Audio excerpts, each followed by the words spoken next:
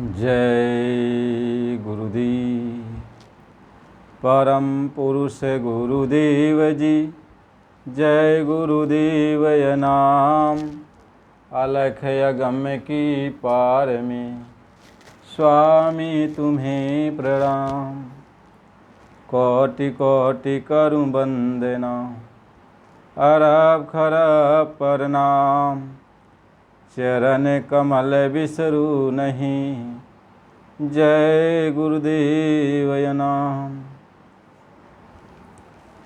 परम पूज्य स्वामी जी महाराज, आप सभी प्रेमी सत्संगी भाई बहनों, गुरु महाराज जी के चरणों में कोट कोट प्रणाम।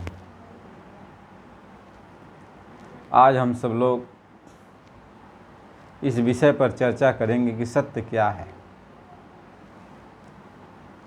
सत्य की खोज कैसे की जाती है।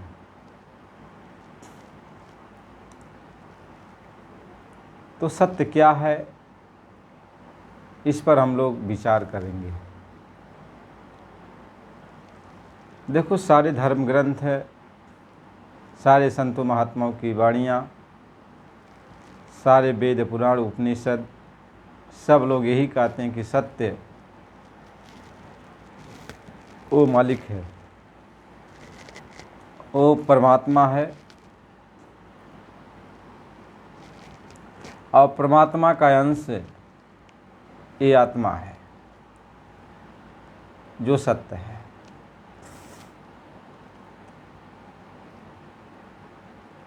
आत्मा सत्य है और वो मालिक सत्य है। सबसे बड़ी विचित्र बात तो यह है, वह मालिक भी सत्य है और आत्मा भी सत्य है, लेकिन जो सत्य है उसको हम लोग देख ही नहीं पा रहे।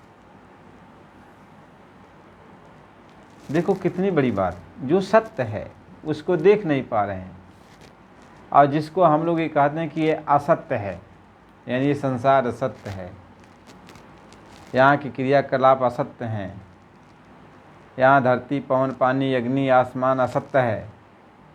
तो जिसको असत्य कहते हैं उसको देख रहे हैं, और जिसको सत्य कहते हैं उसको देख ही नहीं रहे। यह शरीर को कहते हैं असत्य है, तो शरीर को देखते हैं। तो महात्मा इस चीज़ को समझाते हैं कि जो सत्य है, असत्य को तो देख ही रहे हैं, लेकिन सत्य को कैसे देखा जाए। जब तक हम सत्य को देखेंगे नहीं, तब तक कैसे पता चलेगा कि आत्मा सत्य है और वो परमात्मा सत्य है। आखिर सत्य क्यों नहीं दिखाई पड़ता है? सत्य क्यों नहीं दिखाई पड़ता है? महात्मा ये समझाते हैं कि देखो, सत्य को देखने के लिए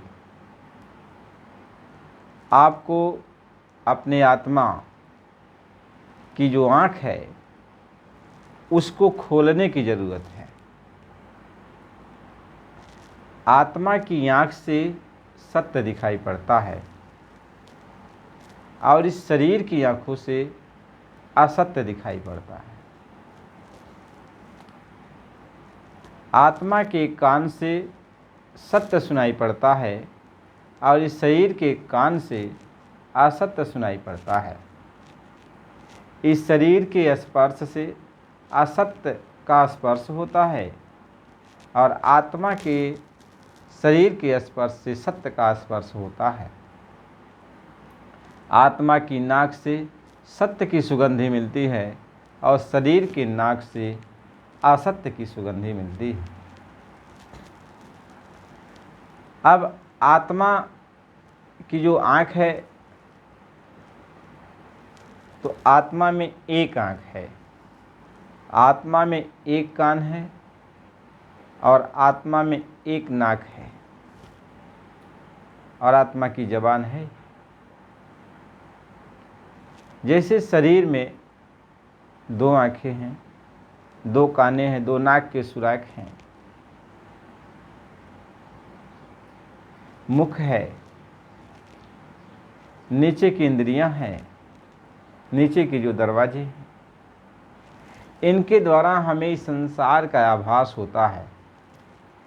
यानी 9 दरवाज़ों के जरिए, आँख के द्वारा, दोनों कानों के द्वारा, नाकों के द्वारा, मुख के द्वारा और नीचे की 2 इंद्रियों के दरवाजे जो हैं उनके द्वारा हमें इस संसार के असत्य का आभास होता है कि ये संसार जो है, जो असत्य है, ये सत्य महसूस होता है।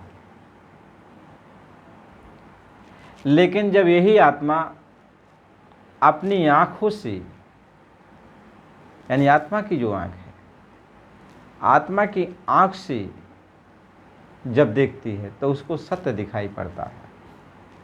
आत्मा के कान से जब उसको सुनती है तो उसको सत्य सुनाई पड़ता है।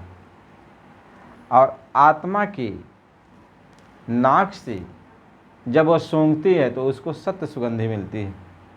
अब आत्मा की ज़बान से जब वो बोलती है तो सत्य वचन निकलता है। अब आप सोचो, सत्य वचन कहाँ से निकलेगा? आत्मा की ज़बान से निकलेगा। सत्य का दर्शन कैसे होगा? आत्मा की आँख से होगा। सत्य की सुगंधी कैसे मिलेगी? आत्मा की नाक से मिलेगी। सत्य की आवाज़ कैसे मिलेगा? आत्मा के कान से मिलेगा। यदि हमें सत्य का दर्शन करना है तो हमें आत्मा की आँख खोलनी है, आत्मा के कान खोलने हैं, आत्मा की ज़बान खोलनी है, आत्मा की नाक खोलनी है। यदि हम सत्य को जानना चाहते हैं तो आत्मा के आँख, नाक, कान, ज़बान को खोलना है। यदि हमें असत्य की जानकारी करनी है तो हमें इन दोनों आँखों को खोलना है, कानों को खोलना है, नाक को खोलना है, ज़बान को खोलना है, शरीर के और नीचे के इंद्रियों के दरवाज़ों को खोलना। तो हमें इस संसार का अनुभव होता है। देखो, बहुत कठिन बात, ऐसा नहीं कि ऐसी कोई बात आपसे कह रहे हैं जो आपको समझ में नहीं आए। सत्य का ज्ञान आत्मा के जरिए होगा, असत्य का ज्ञान इस शरीर के जरिए होगा। इसलिए उस भगवान का जो अंश है, यह जो सूरत है, इसकी जो ताकतें हैं, यह संसार में विचरण करने के लिए इसको मनुष्य शरीर की ज़रूरत है। और अपने घर सतलोक धाम तक चलने के लिए उसमें उसको आत्मिक शरीर की, यानी शब्द रूपी शरीर की ज़रूरत पड़ती है। शब्द रूपी शरीर की ज़रूरत पड़ती है। तो मोटी बात आप समझ लो, जब तक आप अपनी आत्मा की आँख से नहीं देखोगे, आत्मा के कान से नहीं सुनोगे, आत्मा की ज़बान से नहीं बोलोगे, तब तक आप सत्य बोल नहीं सकते, सत्य का दर्शन कर नहीं सकते, सत्य का दर्शन भी नहीं कर सकते, सत्य आप बोल नहीं सकते, सत्य को आप जान नहीं सकते। और यदि आप संसार को समझना चाहते हो तो संसार में इन दोनों आँखों से, इन दोनों कानों से, ज़बान से, इंद्रियों से आप संसार को जानो, संसार को जानो। ये भगवान की लीलाएं हैं। भगवान की 2 प्रकृति है, एक परा प्रकृति है और एक अपरा प्रकृति है। भगवान की 2 प्रकृतियां हैं, एक परा प्रकृति और एक अपरा प्रकृति। अपरा प्रकृति यानी अज्ञान की जो माया है, वो जड़ माया जिसको कहते हैं, जिसको अविद्या कहते हैं। और दूसरी चेतन माया है जिसको विद्या कहते हैं, जिसको ज्ञान कहते हैं। ज्ञान और अज्ञान, यह भगवान की 2 प्रबल प्रकृति है, 2 प्रबल माया है।